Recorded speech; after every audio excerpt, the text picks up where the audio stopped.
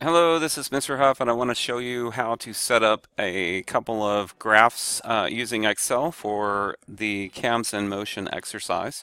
So we'll start with your data table that has an angle, a top, and the bottom information. So these are the measurements you're supposed to get from the cam, changing it to different degrees. So I've highlighted mine to make it stand out. I select the cells, I choose Insert. I choose the scatter plot, and we're going to use the one that has the connected lines.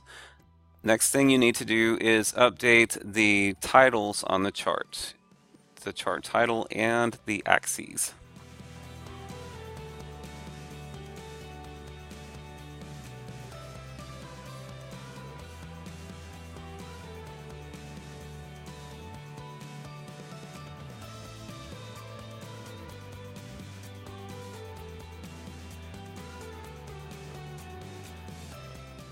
So this is what your chart will look like when you're done.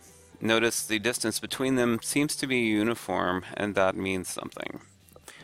If you need to add a line, you can use drawing and things like that. Mostly I'm looking for this chart and your analysis of it. Now let's look at the next one. Let's hold this. Oh, that's not what I wanted.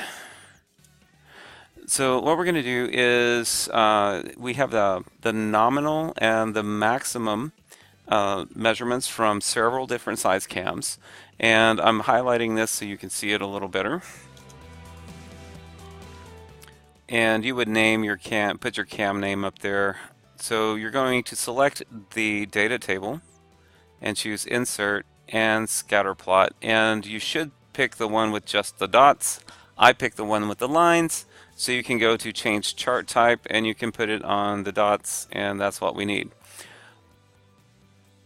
Again, update the title and the axes titles.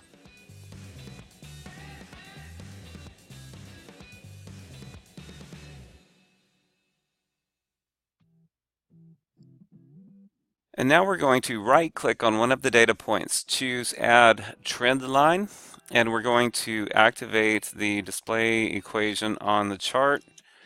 And oh, did that too late.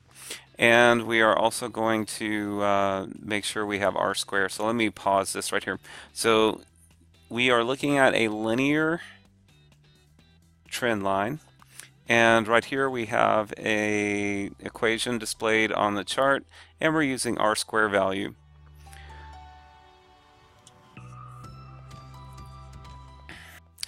And here I'm toggling the set intercept to 0, which kind of makes sense in this case. But I look at the R square value, and when I set it to 0, it actually gets worse. So I'm going to leave it with the slope intercept of 0.025. And that's how you do that.